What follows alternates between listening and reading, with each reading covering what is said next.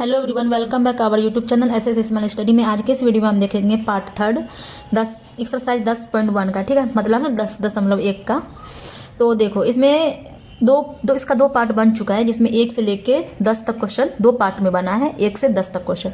आज हम बनाएंगे 11 से। ठीक है, तो इसमें ज़्यादा क्वेश्चन था और क्वेश्चन थोड़ा लॉन्ग बन रहा था, तो इसलिए मैंने वीडियो भी लॉन्ग बन जाता है, इसलिए इसका पार्ट कर दी ताकि आप लोग को देखने में सुविधा हो। ठीक है, तो चलिए सबसे पहले हम बनाते हैं क्वेश्चन नंबर 11। तो 11 में क्या बोला जा रहा है? 11 में बोला जा रहा है कि शीला और संगीता के बीच 20 पेनों को 3:2 में बांटिए।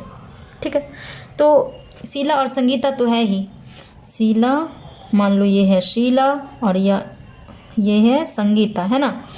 और इसमें 20 पेन है, दोनों का पेन मिलाकर 20 है, और इसका अनुपात दे रखा है 3 और 2, और इसका 3 और 2 मिलके बना है 20 पेन है इसके पास। ठीक है, कुल कितने पेन है? 20 है, और इसका अनुपात है 3 और 2। तो बोल रहा है कि 20 पेन को 3 और 2 में बांटने के लिए, तो पहले हम सबसे पहले शीला में बांटते हैं। तो क्या करेंगे? 20 पेन लिखेंगे। ठीक है, और उसके बाद गुने का चिन्ह देंगे। अब देखो, शीला का अनुपात क्या है? शीला के सिवा ने 3 है और संगीता के जस्ट नीचे 2 है, तो शीला का अनुपात 3 हुआ और संगीता का 2 हुआ, जैसा कि यहाँ पे लिखा हुआ है। तो अब हम क्या करेंगे? इस 20 को तो ऐसे ही रहने देंगे। ठीक है, क्योंकि 20 पेन को ही बांटना है। अब देखो यहाँ पर मैं इसका शीला का अनुपात कितना है? 3 है, तो 3 लिखी। ठीक है, 20 गुने 3। अगर और 3 और 2 को ऐड करने पे हमें कितना प्राप्त होता है? 3 2 5, तो नीचे में हम 5 दे देंगे। क्यों देंगे 5? क्योंकि हम इसे बांट रहे हैं। ठीक है, अनुपात पहले दे रखा है और पेन भी दे रखा है, तो हम उसे बांट रहे हैं। तो बांटने का ये, तो अगर हम 3 ओनली दे देंगे तो 20 का 20, 20 दूनी 40, 20 या 60, 20 पेन में हम 60 पेन उसको कैसे देंगे? शीला को नहीं ना दे पाएंगे। और 20 पेन में हमें दोनों को बांटना है। ठीक है, और दोनों का अनुपात तो दे ही रखा है 3 2, अनुपात ऐसा ही बांटा जाता है जैसा कि मैं यहाँ पर बांट रही हूँ। पहले तो 20 हम लिख देंगे, उसके बाद मल्टीपल, ठीक है, गुना का चिन्ह दे देंगे। उसके बाद देखो यहाँ पर जिसका जो अनुपात है, शीला का 3 अनुपात है, तो 3 गुने और ये दोनों को जोड़ के नीचे लिख देंगे। ठीक है, इसके बट्टा में। अब देखो, इस 5 से इसको काट दो, 5 चौका 20, कितना हुआ? 4 हुआ। अब इस 4 को 3 से गुना करेंगे, क्योंकि यहाँ पे गुने का चिन्ह है, तो 4 तिया 12। शीला के पास 12 पेंसिल जाएगा। तो अब तो ऐसे ही निकल गया, शीला के पास 12 जाएगा, तो 20 में से 12 चला ही गया, तो अब बचा कितना? 8। मतलब कि संगीता के पास 8 पेंसिल जाएगा, बट संगीता का भी हम निकालेंगे। ये तो ऐसे ही निकल गया, बाकी हम निकाल के भी देखेंगे। तो फिर ये 20 पेंसिल है। ठीक है, फिर गुना का चिन्ह होगा। संगीता का अनुपात कितना है? 2, तो 2 लिखेंगे। इसके नीचे में भी कितना लिखेंगे?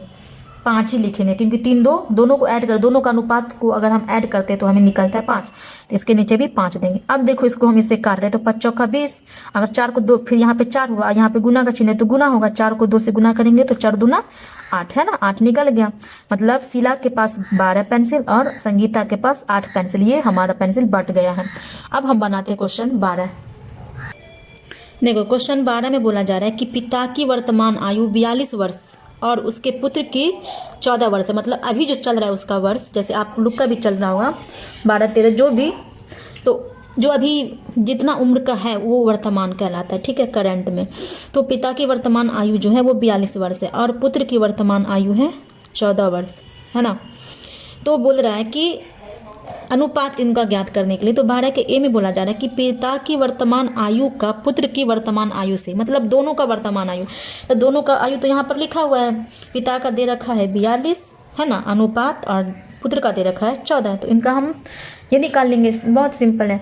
तो देखो, इसका निकालने के लिए क्या करना होगा? अगर हम 7 से काटते हैं, 7 दूना 14, 14 7 7 छक्के 42, है ना। देखो, 7 से अगर हम 2 से भी काटेंगे, तो 2 से देखो इससे हम काटेंगे तो आता है, मान लो 2 से ही पहले काटते हैं, तो 2 दूनी 4, 2 1 कम 2 21, और यहाँ पे आता है 7 दूना 14, है ना। तो फिर यहाँ से कट सकता है, 7 1 7 और 7 दूना 14, 7 या 21, है ना। तो यहाँ पे इसका अनुपात होगा 3:1, है ना, बिल्कुल सिंपल है। अब देखो, इसके बी में बोला जा रहा है, बी में बोला जा रहा है कि जब पुत्र 12 वर्ष का था तब पिता की आयु का पुत्र की आयु से, मतलब जब पुत्र जो है वह 12 वर्ष का था, अभी वो कितने वर्ष का है? अभी 14 वर्ष का है। तो जब वह 12 वर्ष का था, तो 12 वर्ष का कब रहा होगा? 2 साल घटा देंगे 14 में से, तो 12 हो जाएगा। तो जब पुत्र 12 वर्ष का था, अभी वो 14 वर्ष का है, तो 2 साल पहले, तो अभी पिता है 42 वर्ष का, तो 2 साल पहले कितना रहा होगा? 40, है ना। तो 2 साल पहले जो है तो वो 40 रहा होगा, तो 12 और पिता हो गया 40। तो इन दोनों का अब हम अनुपात निकालेंगे, तो 40 रेशियो 12, इसे हम कट कर देंगे। तो इसे हम कट करने पे क्या होता है, 4 से काटते हैं, 4 दाही के 40, 4 तिया 12, मतलब 10, यहाँ पे लिखते हैं 10:3। ये हमारा आंसर हो गया। अब इसका सी हम बनाते हैं। सी में बोला जा रहा है कि 10 वर्ष बाद पिता की आयु का पुत्र की आयु से, मतलब 10 वर्ष बाद, मान लो अभी आप 10 साल के हैं, ठीक है, तो 10 साल बाद अब कितने साल के हो जाएंगे, 20 साल के, सिंपल। तो यही बोल रहे हैं कि 10 साल बाद, तो अभी पिता कितना है, 42 है ना। तो यहाँ पे लिखते हैं 10 साल बाद कितना हो जाएगा, तो अभी ये 42 है, तो 42 में 10 ऐड कर देंगे तो कितना होगा, 52। और अभी ये 14 है, पुत्र 14 है, तो 10 साल बाद कितना हो जाएगा, 24 है ना। तो 52 और 24 का हम रेशियो निकालेंगे। तो हम इसे काटते हैं, तो काटने पर हमें क्या प्राप्त होगा, मान लो 4 से काटते, 4 छक्के 24 है ना, और 13 चौका 52, ठीक है। या ऐसे नहीं समझ में आता तो 2 ही से पहले काट लेते हैं। तो 2 चौका 2 दूना 4, 2 छक्के 12, और यहाँ पे होगा 2 इक्का 2, 2 दूनी 4, 12 और 26। फिर अगर हम काटते हैं तो 2 छक्के 12 और यहाँ पर आता है 13, मतलब 13:6 इसका आंसर हो जाएगा, ठीक है। अब हम बनाते हैं डी। समझ में आ रहा है तो प्लीज़ वीडियो को लाइक करना ना भूलें और हमारे चैनल को सब्सक्राइब करना ना भूलें, ठीक है। अब हम बनाते हैं डी।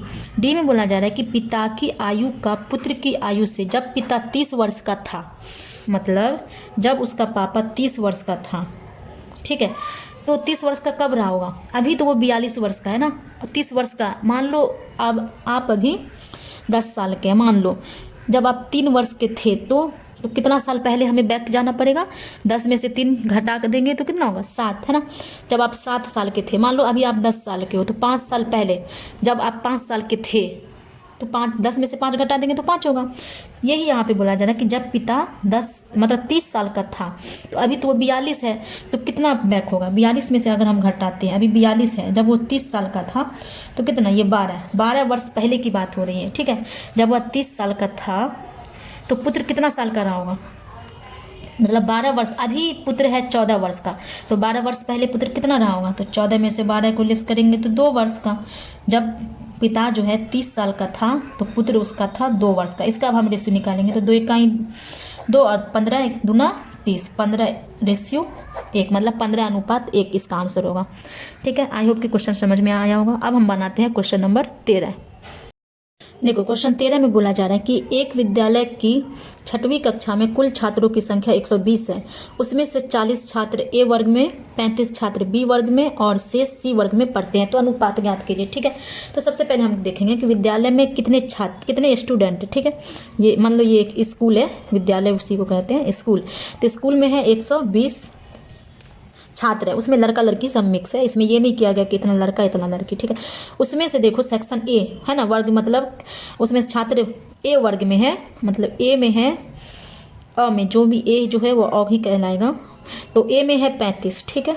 बी में दिखाया गया है ब में ए वर्ग में है 40 है ना, और बी में है 35, ठीक है। अब बोल रहा है कि शेष सी में, मतलब 120 में से 40 और 35 को ऐड करते हैं तो कितना होता है, 75 है ना। तो 120 में से अगर हम 75 को लेस कर देते हैं, क्योंकि 75 40 ए में चला गया और बी में चला गया 35, तो बाकी जो बचा वो सी में। तो सबसे पहले इसका हम शेष निकालेंगे, शेषफल इसका निकालेंगे। तो शेषफल बराबर कुल संख्या जितना में ये हो गया, जो स्कूल में 120 विद्यार्थी है और जो पहले हो गया ए बी को हम ऐड करेंगे तो 75 होता है, और 120 में से अगर हम 75 को घटाते हैं तो हमें प्राप्त होता है 45 है ना, 7 8 9 10 11 45 होता है। तो वर्ग सी में जो है वो है 45 स्टूडेंट। अब हो गया, अब हम तीनों को ऐड करेंगे तो 120 हो जाता है। तो अब हम अनुपात ज्ञात करते हैं। तो 13 के 1 में बोला जा रहा है कि कुल छात्रों का वर्ग ए में पढ़ने वाले छात्रों के साथ, तो कुल छात्र कितने हैं, 120 है, तो 120 और वर्ग ए में कितना है, यही अ कहलाएगा, ए में 40 है, तो इसका हम अनुपात ज्ञात करते हैं। तो सबसे पहले 0 0 कट जाएगा, 4 1 4 4 तिया 12 है ना, 3 1 अनुपात 1, इसका ये आंसर हो जाएगा। अब देखो 2 में क्या बोला जा रहा है, 2 में बोला जा रहा है कि कुल छात्रों का वर्ग सी में पढ़ने वाले छात्रों के साथ, तो कुल छात्र कितना है 120, वर्ग सी में कितने स्टूडेंट पढ़ रहे हैं 45, तो हम काट देंगे, इसे हम 5 से काटेंगे, 2 से तो ये कटेगा, ये नहीं कटेगा, तो 5 9 45, 5 दूना 10 और 11 12, 5 चौका 20, 24 और 9 हुआ। फिर इसे हम काटेंगे तो 3 3 9, 3 8 24 है ना, 8:3, ये हमारा आंसर हो गया।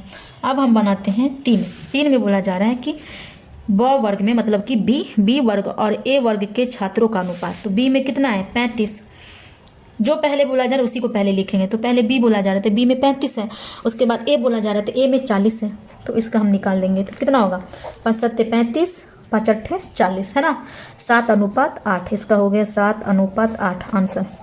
अब देखो इसी के 4 में बोला जा रहा है कि बी वर्ग के छात्रों का मतलब कि ब वर्ग के छात्रों का कुल छात्रों के साथ। तो कुल पहले बी में कितना है, बी में दे रखा है 35, तो यहाँ पर हम लिख देंगे 35, और कुल कितना है 120 है ना, तो 120। अब हम कट करेंगे तो कितना होगा 5 से हम कट करते हैं तो 7 5 35, 5 7 35, 5 दूना 10, 11 12, 5 चौका 20, 7:24, इसका होता है 7:24। आई होप कि क्वेश्चन समझ में आ गया। ये इसका लास्ट क्वेश्चन था इस चैप्टर का। अब हम बनाएंगे 10.2 आगे। तो अगर वीडियो अच्छी लगती है तो प्लीज़ लाइक शेयर कमेंट करके ज़रूर बताएं, और अगर आप चैनल पे नए हैं तो प्लीज़ इस चैनल को सब्सक्राइब करें, सपोर्ट करें। मिलते हैं नेक्स्ट वीडियो में।